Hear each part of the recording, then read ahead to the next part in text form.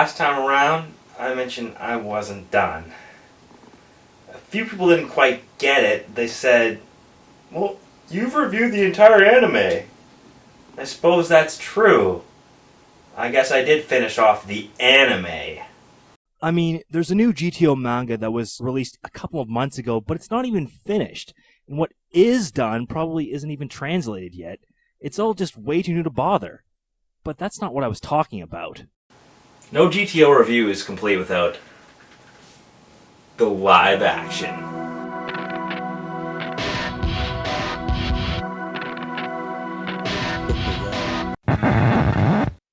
Yeah, I know it's pirated, but it never came out here. Now, rarely does an anime or manga ever make it to a full-fledged live-action show, and rarely is said show ever good. But after the train wreck that the anime turned out to be, there's no way GTO live-action can be worse. Right? Just like the anime, the live-action show kind of just devolves into a Monster of the Week type of schedule where each episode focuses on either a small group of students or one particular student and their neuroses, and basically what Onizuka does to help them. One big improvement right off the bat is that Nanako actually sticks around after the bra and panties trick and becomes a full-fledged main character. She doesn't just fade away like in the anime, but continues to assist Onizuka in his attempts to turn the rest of his class, along with her two bland male cohorts who look like the pizza delivery guy from the second Teenage Mutant Ninja Turtles movie, and a girl.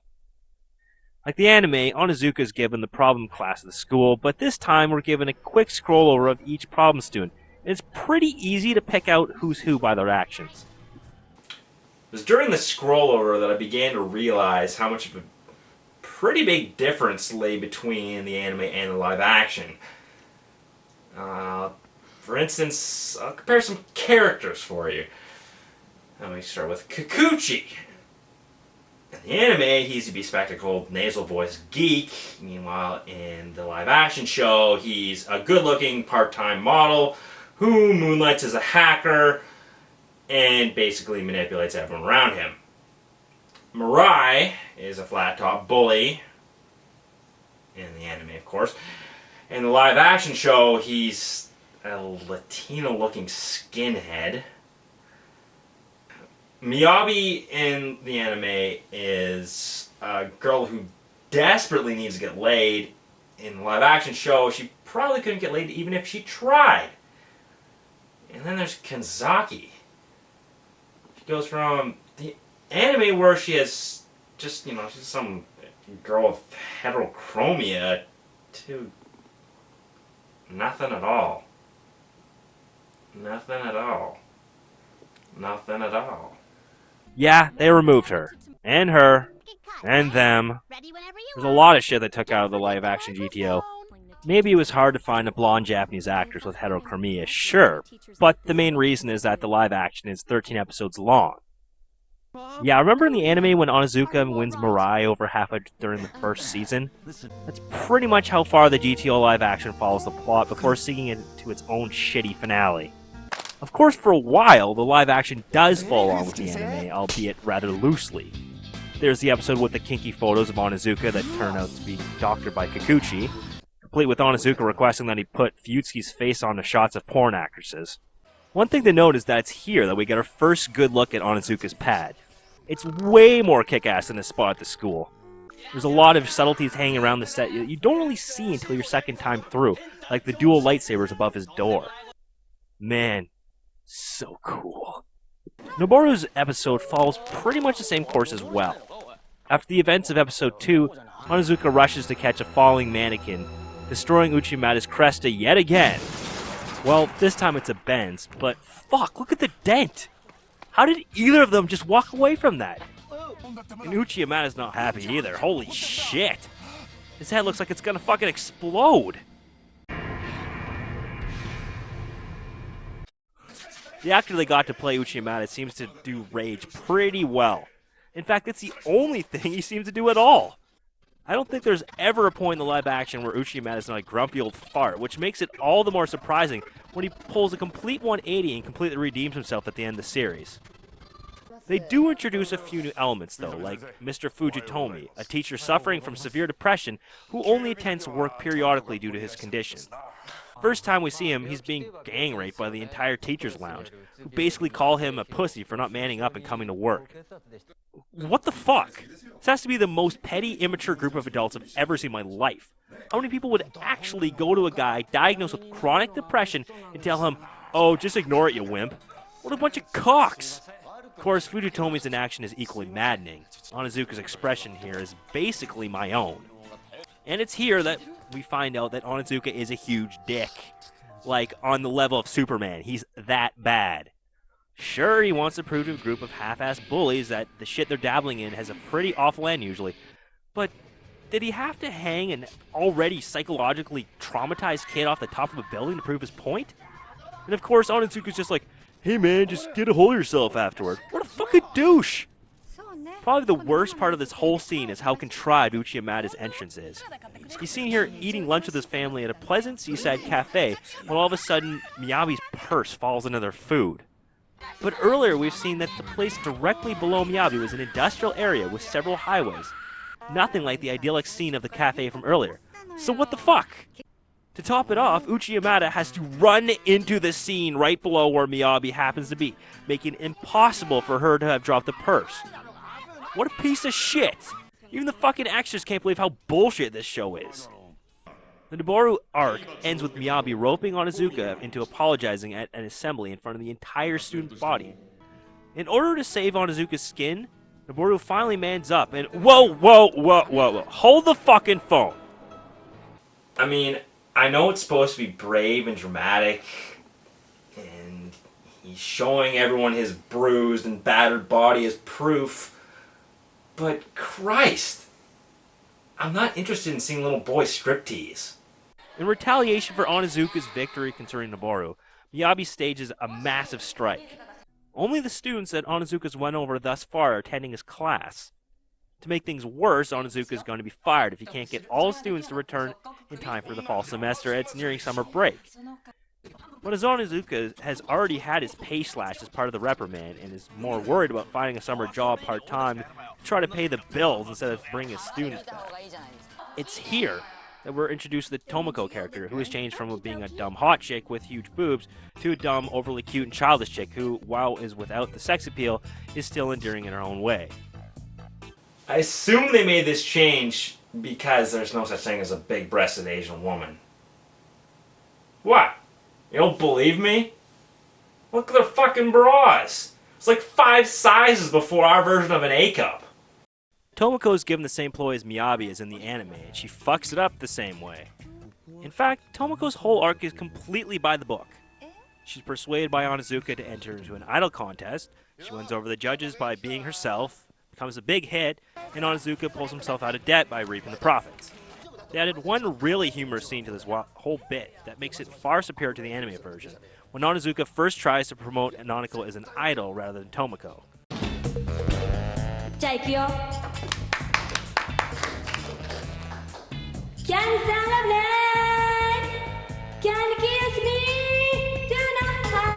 Fuck, look at their faces! Even the normally stoic Kikuchi is stunned.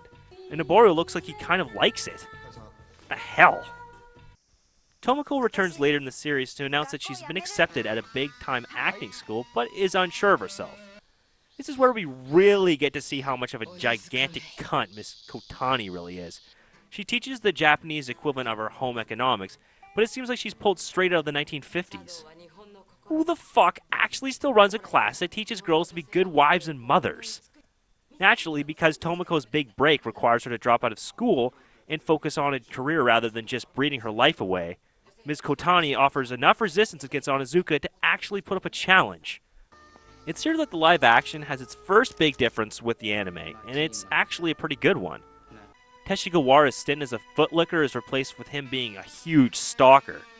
This is alluded to in the anime, but it's not really built on like it is in the live action. This episode contains probably the best extended fight scene between Onizuka and Futsuki. It's well written, well acted, and despite being a single take, over 10 minutes long, it's still really well done. There's some great moments, like Futsuki's reaction and Onizuka admitting he's a virgin. Holy shit, she looks like Onizuka told her he's contracted the Black Plague or something. Hey Futsuki, I contracted the virus from Resident Evil.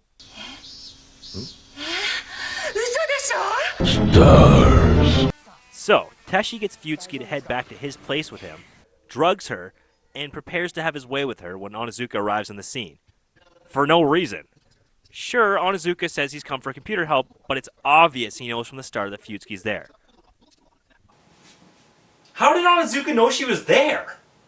I mean, he's seen earlier breaking into all the teachers' desks with Nanako and the gang, but the only thing he finds in Teshigawa's desk is a photo book full of snapshots of Futsuki, which shouldn't even raise too much suspicion anyway, because Futsuki has told Onizuka several times over the course of the episode that they're dating.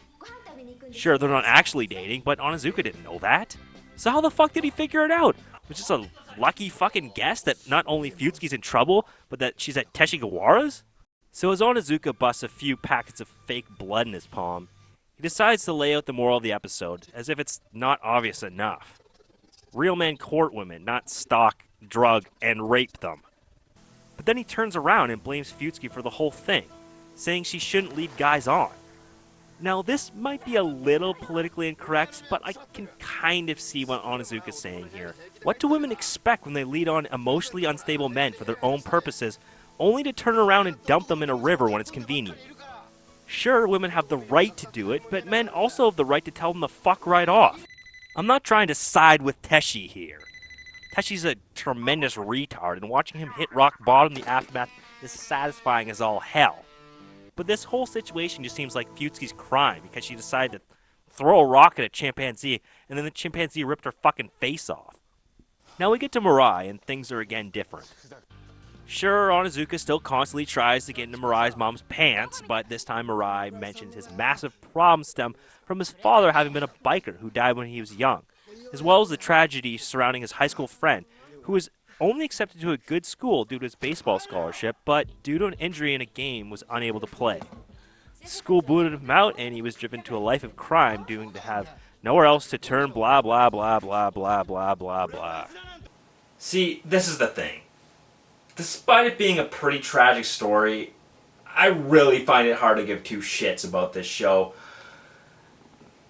I mean, it has shoddy writing, the acting is god-awful, and GTO has this tendency to lecture the fucking plot to us. Seriously, watch this.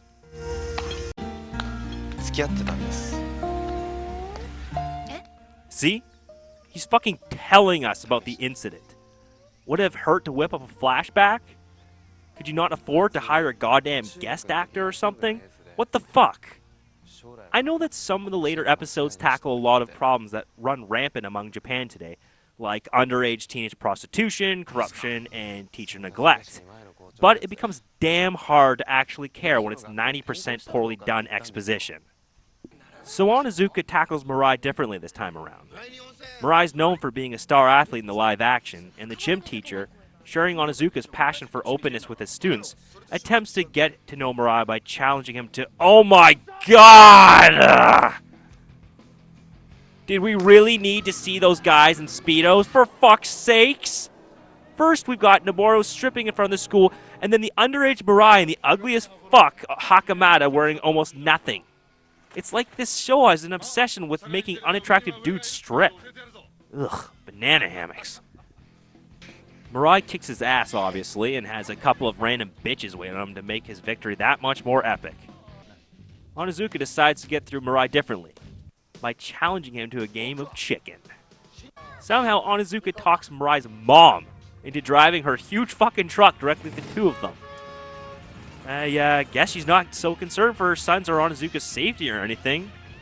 And it turns out she should be, because Onizuka gets his foot caught in a hole, can't run out of the way in time, and Mirai's mom wipes out. Really? Look at that. He's not stuck. He's not even trying to act stuck. Onizuka's constant fluctuation between a giant loser and coolest guy ever is never more apparent than right here. Like, 1 minute, he's stuck in the lamest, most contrived way ever, and not 5 seconds later, he's tearing the door off a truck like the manliest motherfucker alive. Hakamada fucks up, though, and undoes all the progress Onizuka's made with Mirai by beating the shit out of him right in front of the office. what the fuck? How does Hakamada keep his job or avoid being charged for assault? Then there's the episode involving Miyabi's two peons. They decide to whore themselves out in order to get cash. Only not really, because while the guy showers up, they plan to take his money and run. Onizuka solves this in the predictably GTO way of hiring one of the girls for a night and talking them out of it.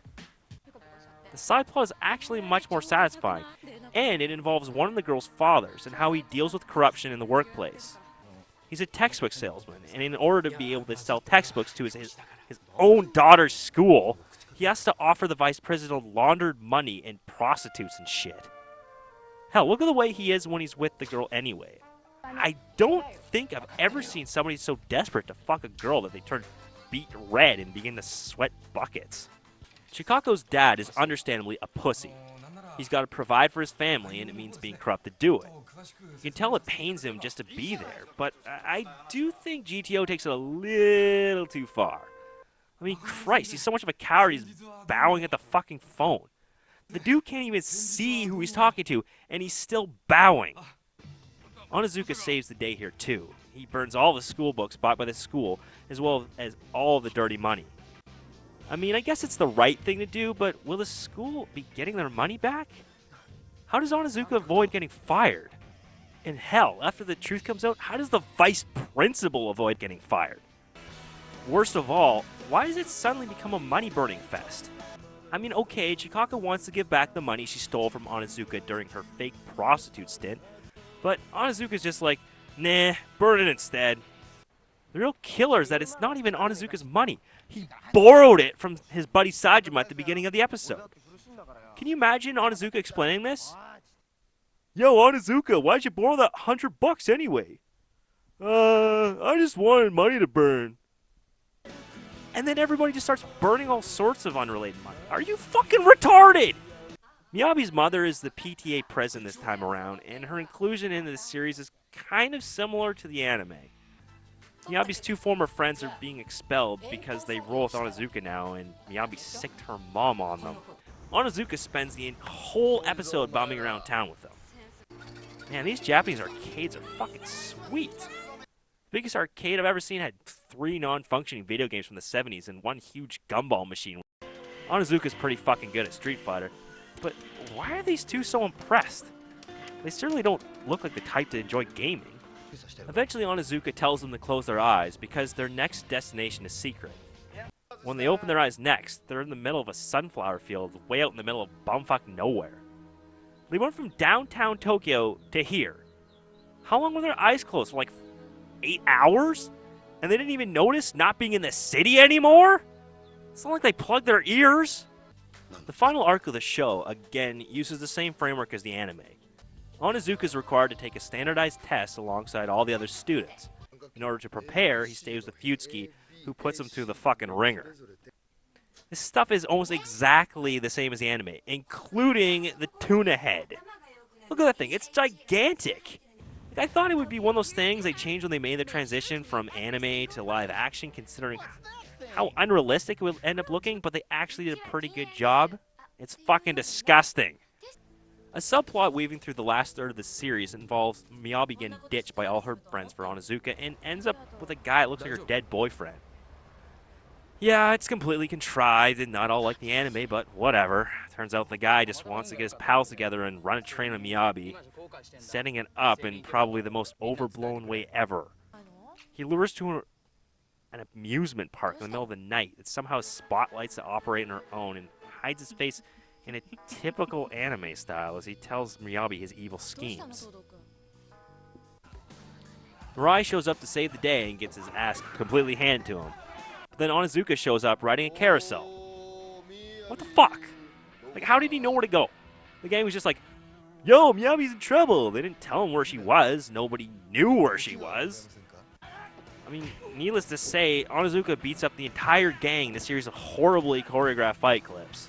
Then Miyabi starts to go completely batshit fucking nuts because she lost some necklace from the dead guy in the struggle. They spend all night looking for it. At least 6 fucking hours. Shinji specifically states earlier that it's midnight.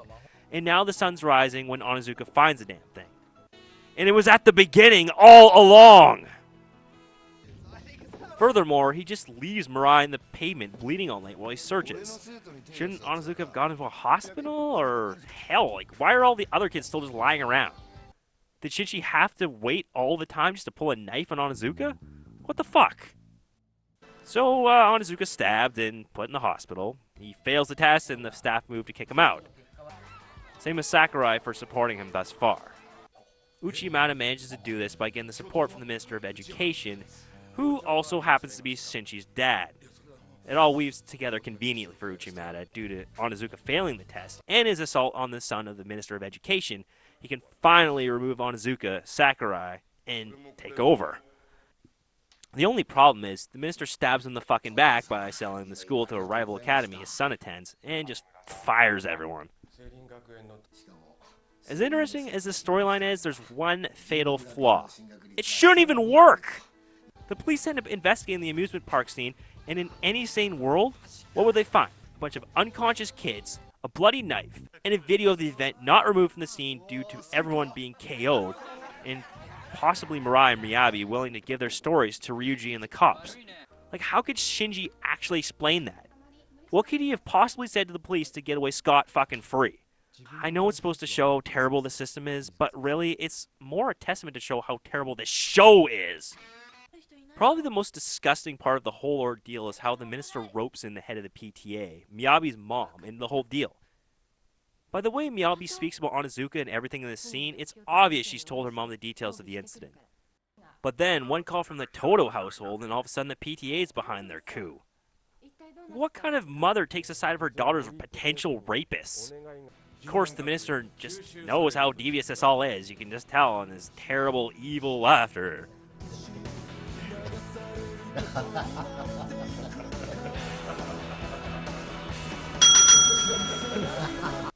GTO resolves everything with probably the worst original idea the show's ever come up with. Onizuka and his students barricade themselves in the school, communicating with the outside world by lightly tossing bottle rockets with messages out the window, and playing a launching sound effect over top. Meanwhile, all of the recently fired staff decide to hit up a local bar and get absolutely shit-faced. They actually stay in the bar overnight, which is really curious. Didn't they close? And even if they were 24/7, wouldn't the bar owner toss them out after they stopped ordering shit?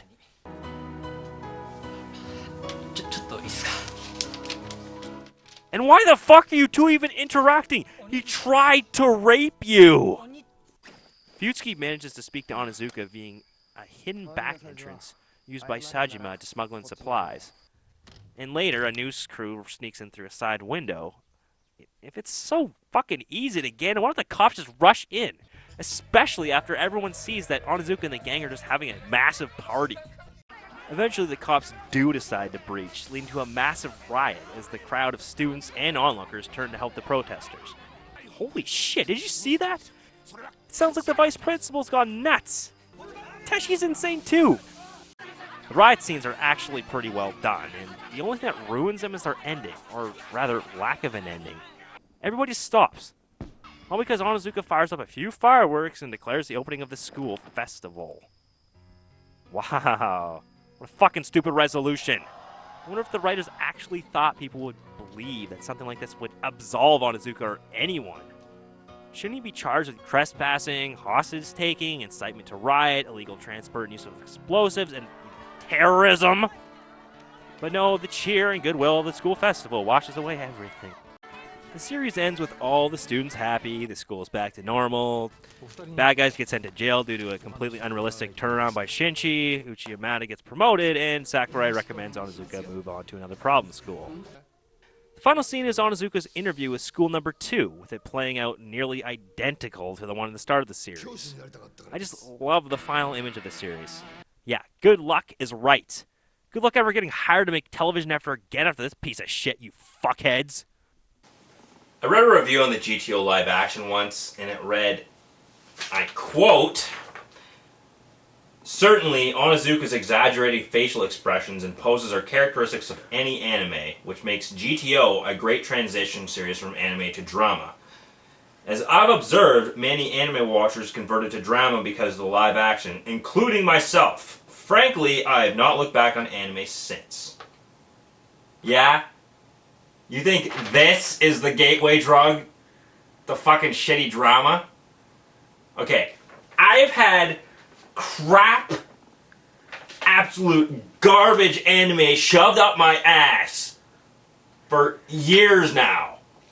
And you think that this is the epitome of quality programming? You're fucking retarded! Enter the GTO special. Yeah, they actually made a special out of the show despite it being as bad as it was. Why do you ask? The answer to that only reaffirms my belief that the culture of Japan is probably the most fucked up on the planet. Because over 35% of the population watched the season finale. We never get numbers like that in North America. Imagine if something like that happened over here. Imagine if 35% of the USA watched in the season finale for a serial drama or something. That's like, what, 95 million fucking people? In contrast, the second season finale of that ungodly reality show American Idol drew in 38 million viewers. And I think that was like the highest watched single episode of anything in America's history. As it was hinted at in the series finale of the TV show, the GTO special has Onizuka transferred to a Catholic academy, which is just an obvious set redressing of the old school. What the fuck is this shit? Did you not build a different set? You fat fucks too busy counting all the money you earned during the original season's run? This time around, Onizuka is sent in to reform 3 problem students, following the tried and true antagonist formula of 1 leader and 2 or more nameless lackeys. The main problem I have with this special is that I don't get to see any of the characters I like. Onizuka spends most of the time dicking around with 3 new chicks I couldn't give a damn about. In fact, within the first 5 minutes, the entire old cast basically sweeps Onizuka aside. Hey guys, want to hang out or play some video games or something? Sorry, Onizuka, but now that you've helped patch up her psychological problems, I don't really have any more use for you, man. Bye. Sure, they show up a few more times. Once at Onizuka's place, basically shitting all over his fucking face. And again, at the climax, cheering Onizuka on as he converts a student none of them ever met or seen before. Also, this is the stupidest thing Onizuka has done yet for his students. Yeah, that's right. He's playing chicken with his extremely expensive motorbike against an immovable pool of water. But I'm sure he's just bluffing or something. He's not actually going to dump his bike in the drink. Oh, there he goes. The end of the special has Onizuka finally getting the balls to propose to Fuyutsuki, something he's been trying to do for the past hour and a half.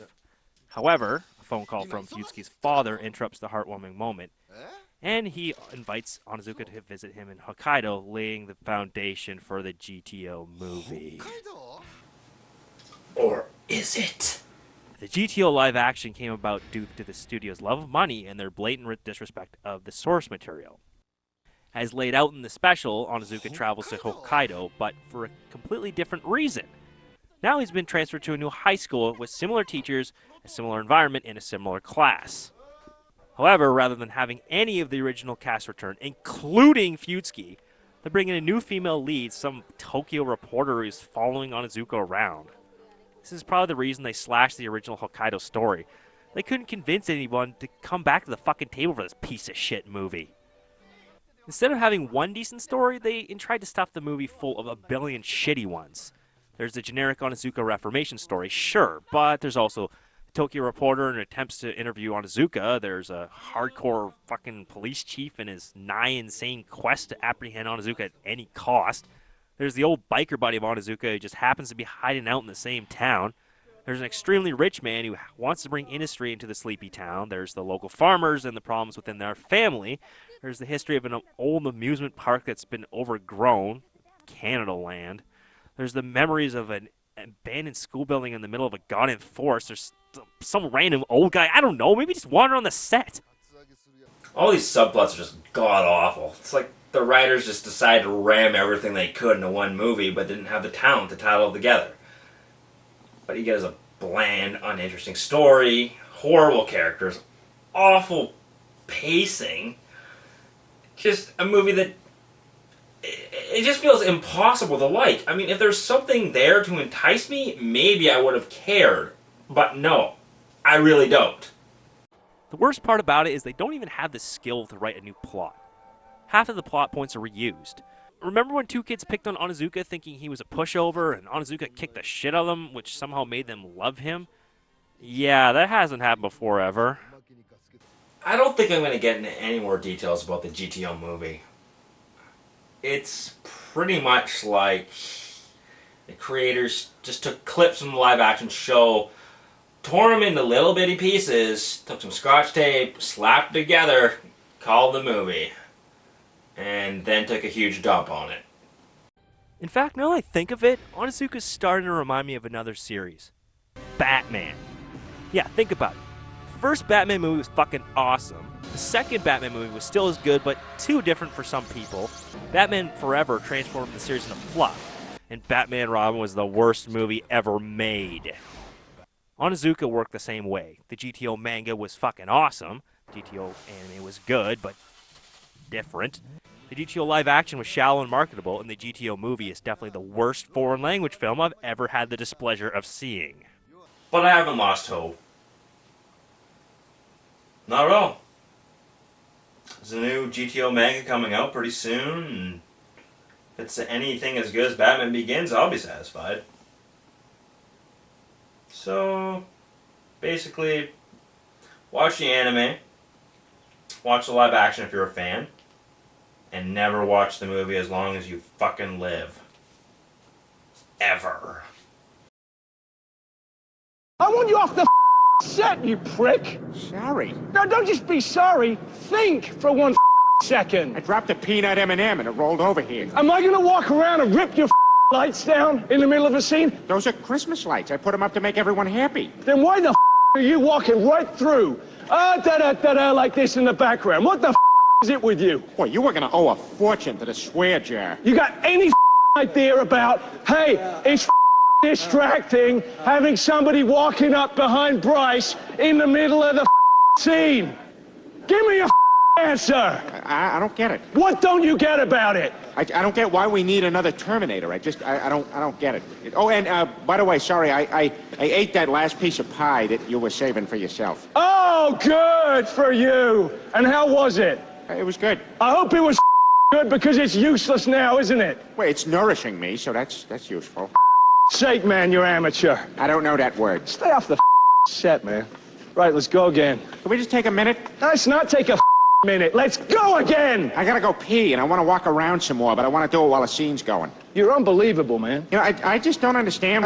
You don't understand what it's like working with actors. That's what that is. I don't think that's what that is. That's what that is, man. I'm telling you. Hey, my family's coming to town. Do you mind pretending that I'm the director? I'm gonna kick your You don't shut up for a second, Please all don't right? hurt me, Mr. Bale. I'm gonna go. Do you want me to go trash your lights? No. Do you want me to trash them? No, I don't want you to trash him. You do it one more time, and I ain't walking on this set if you're still hired. Sorry, it's my first day. I'm serious. You're a nice guy.